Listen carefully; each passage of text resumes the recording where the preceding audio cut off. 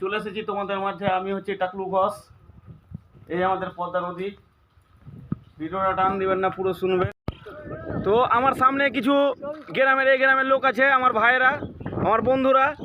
তো এদেরকে জিজ্ঞাসা করব এই বন্যা নিয়ে ওদের কী মনের বক্তব্য। ঠিক আছে, তো আমাদের এই যে কচি কচি ছোট ভাইয়েরা সব, তো বলছি বলবে তোমাদের এখানে যে এবারকার এরকম বন্যা প্রতিবারই হয়? হ্যাঁ, আমাদের এখানে প্রতিবারই হয়, কিন্তু 3-4 বছর ধরে হয় না এরকম বন্যা। এবারকার অতিরিক্ত পানিটা বেড়ে গেছে, তার জন্য কি যে করবো, মাথায় টেনশন চেপে গেছে গো। শুনছি তো এখনো পানি বাড়বে ভাই, তাহলে কি করবেন? আরো তো পানি বাড়বে বলছে। আর 1 হাত পানি বাড়লেই পুকুর দিয়ে পানি ঢুকে যাবে, তো কি করা যাবে বলেন? মানে এই সেই পুকুরটা এখানে আছে হ্যাঁ আমার আঙুলের সামনে না, হ্যাঁ, এই পুকুরটা। ঠিক আছে, তো এই পুকুর দিয়ে কোথায় পানি বেরোবে? ও এই যে কত বড় এখান দিয়ে ম্যান হলের এখান দিয়ে বেরোবে। তো এরাকে দেখে নি, জিজ্ঞাসা করা যাক কি করবে, কি করণীয়।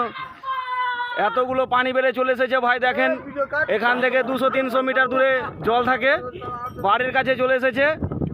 তো দয়া করে ভিডিওটা কেউ টান দিবেন না, পুরো দেখবেন, কারণ এই বর্ষাতে অনেকজনের অনেক ক্ষতি হয়ে গেল।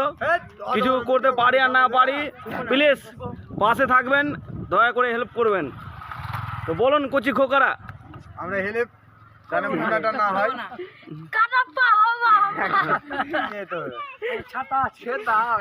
বলো তোমাদের করণীয় কি? আমাদের করণীয় কি? তোমরা ভাই পানি ভরে গেলে কোথায় থাকো? পরিস্থিতির ব্যাপার। এই গ্রামে পানি চলে এলে কোথায় থাকো? স্কুলের নাম কি ভাই? High school. ও হো, সেখানে খিচুড়ি খেতে দেয় নাকি? হ্যাঁ, ঠিক জানি ভাই।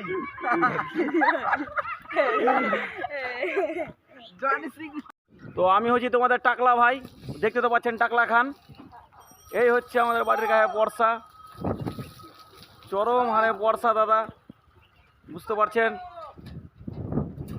তো এই টাকলাকে দেখে একটু লাইক শেয়ার কমেন্ট করে দিয়েন।